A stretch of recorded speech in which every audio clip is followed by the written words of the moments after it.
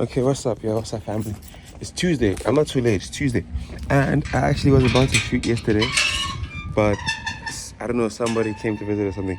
Let me walk away a bit just so y'all don't see, like, where I live. Like, okay, nah, I'm just gonna show you the sky. It doesn't matter. Um, anyways, welcome to week 10, Biayacam.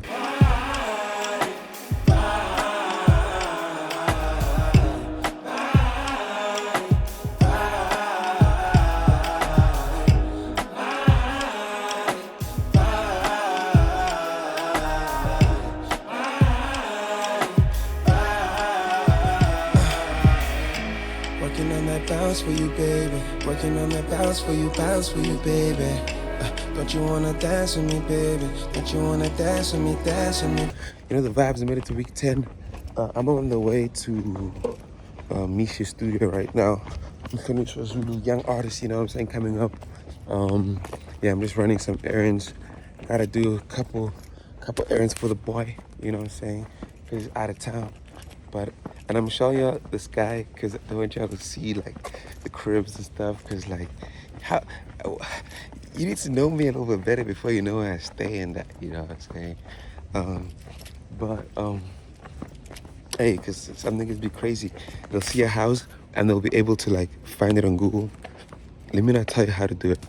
But anyways, yeah, I'm gonna go chill at a studio, do some work. Yeah, it's the plan for the day.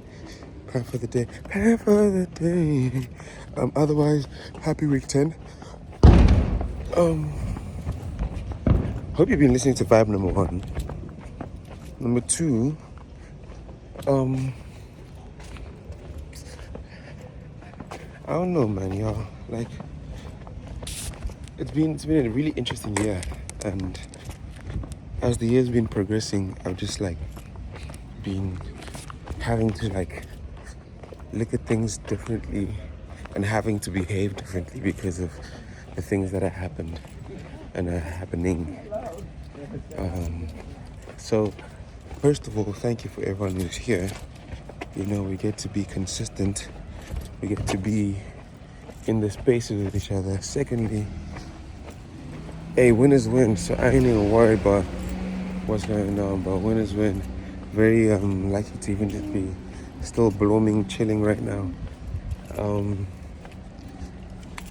Thirdly, bro, I'm already thinking about the next song, bro. I'm already cooking on the next song, you know. Other than that, bro, like, I'll show y'all more life. I'll show y'all Misha's studio. We'll continue the chops there. I hope you enjoyed last week's episode with the radio interview. I was really chopping the chops, you know what I'm saying? as we do, you know. And yeah, let me pop on my earphones, listen to this thing that I've been trying to listen to. I'm trying to hear this. Oh, so there's this thing that I found. I always go through my YouTube things where like I find like something that I think is cool on YouTube, and then like I just binge.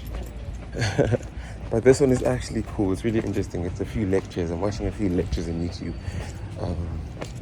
Yeah, that's what I'm gonna say for now. You know. Anyways, y'all, catch up later. Catch up soon. Let me get there before the errand gets there before me. We've got absolutely incredible people leading everything from some of the biggest events, music adjacent and music. Alex, and then I'll come to you. This year's Jazz Fest definitely feels different. It's got a whole new feel to it. I think it feels more playful, a little bit more fresh. So I just wanted to find out from you guys, like, what inputs have you put in this year that's different from all the other years? That's a great question, Alex. Thank you. Yeah, I think before we get into sort of where we're at now, we have to speak a little bit to where we've come from. And obviously, the festival, it's 23rd edition, that goes back 26 years to 2000. And that means that there's a lot of legacy that comes with the festival, from really the beginnings of where we started out as the North Sea Jazz Festival through to becoming the Cape Town Jazz Festival in 2005, 2006. And we've had this beautiful chapter of festivals, right? Yeah. And so now we're moving on to what I call, and what the team has now been very hard working on, the next chapter of the festival, right? And I'm really glad that you pointed it out. It does feel fresh, it does feel Yes. younger, because that's what we're trying to do. Yes. We're trying to reinvigorate the festival to really take on what it, and to move with the times of the industry. And at the same time, still celebrating the legacy, making sure that jazz and what it has been is still a part of the festival, while introducing others to the festival. And I think one of the best ways that we do that is, for example, in how we do the lineup. And I know we're going to have a lot more questions, and George is going to speak about that. But at a high level, if you look at the fact that we have Sipho Hostik Mabuse, and we have Abdullah Ibrahim, alongside the next generation of artists that are coming through. Yes. I think that's how we're trying to celebrate the new chapter by keeping the old. I love it. Thank you. So from the vision perspective, one of the things that we've really been trying to do is continue the ethos of the festival, which is very much rooted in the family's values. And that's in that we want to make jazz a place for everyone to enjoy, to celebrate, and to unify. And we've seen it over the years, but there's not a single place or music event in Cape Town that brings together every single community. We have people coming from the Atlantic seaboard, people coming from the city center, people coming from the locations. Everyone is coming to attend the Cape Town Jazz Festival. And that for us is one of the most powerful things that we have. Because not only does it mean that we see what the real Cape Town, the real South Africa is like, and we celebrate it in such a positive way without actually thinking about these divisions that we have. And it's good, no one should be thinking about the divisions rather, and really coming together. And so that's rooted in what we're trying to achieve with the festival. With regards to the jazz side, of course, what we want to do is make jazz accessible for anyone to come to. Get rid of the stereotype around it that it's only for elitists who listen to jazz, but making jazz friendly and accessible to anyone to come and enjoy it. If we only had Rosies and Rolekwa, then we would be defeating the purpose of spreading music and development in South Africa. And then the last part to add on to that is that we're trying to create a cultural movement. It's not just about 2 days, Friday and Saturday. It's about an entire year of long tail associated events that we're running, things like doing the Jazz Rising event, putting together masterclasses throughout the year, bringing in industry into the conversation. That's really what we're trying to do. And if we can do that year on year and grow that impact year on year, then I think we can also create tangible impact as well. So that's what we're trying to do in short. Thank you very much. What's up, y'all? So I just finished my last gym session of the week, and I just felt like we could have a conversation. This conversation is going to be about self-worth, because like one thing I'm learning right from experience is that your self-worth, or your own perception of your self-worth, is very much dependent on what's going on in your life. When everything is going well and everything is peaceful, then you consider yourself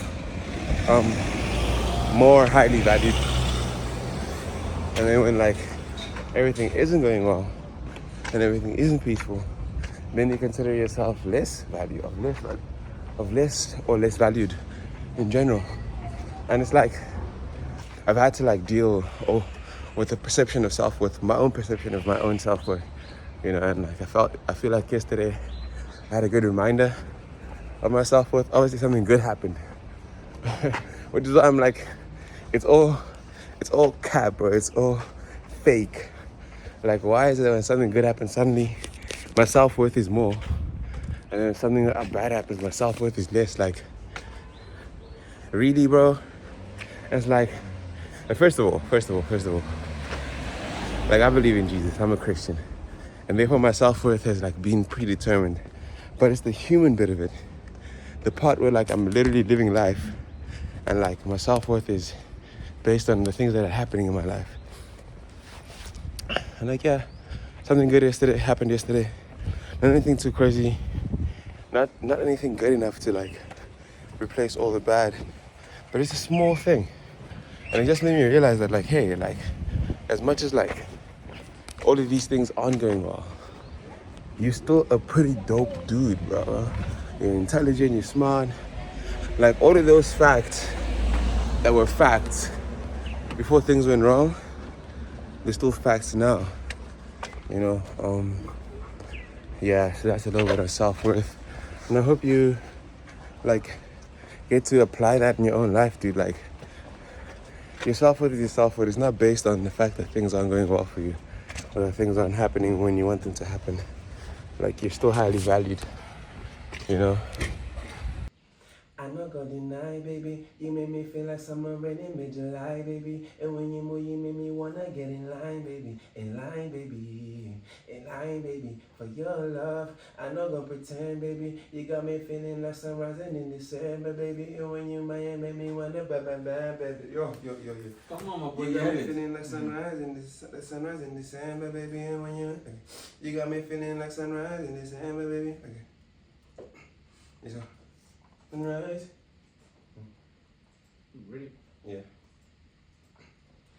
I not gonna deny, baby. You made me feel like summer rain in mid-July, baby. And when you move, you made me wanna get in line, baby. In line, baby. In line, baby. For your love, I not gonna pretend, baby. You got me feeling like sunrise in December, baby. And when you whine, make me wanna cross the line, baby. The line, baby. The line, baby. For your love. You do Rich, another but one. the thing that I'm missing is your heart. Yeah, this is the stack before I go into verse. You gonna redo that verse again? Yeah, we're gonna stack it. Stack it. I'm only doing it once, and then I'm entering a verse 1, and then after verse 1, there's actually like a bit of a hook that I have before we come back here. Okay. Then there's a refrain out of this, and then I need to see if there's space for a verse 2. That's fine.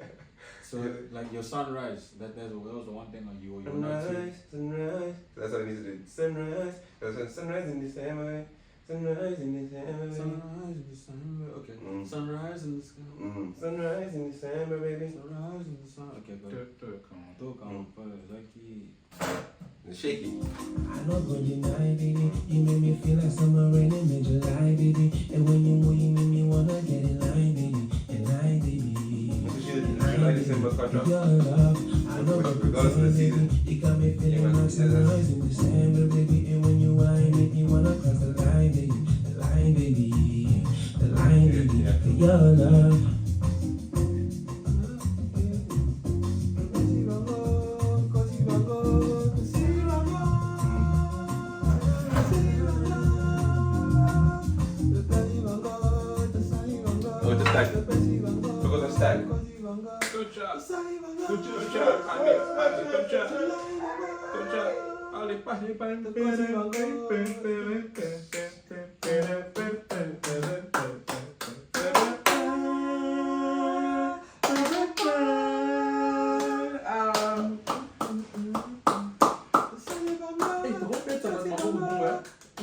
But my super was about Bembe to Sunday.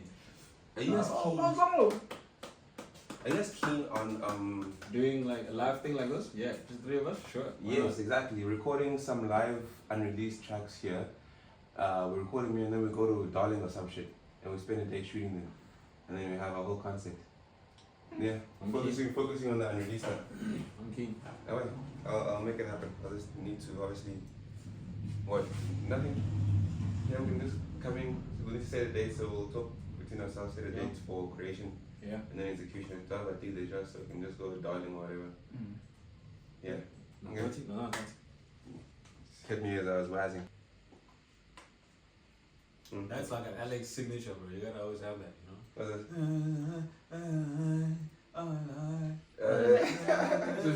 And you realize when you're playing the raw chords. Yeah, it comes out. It's like, okay, that's his voice.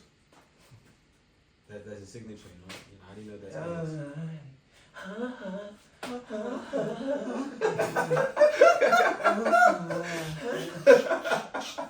What mystic?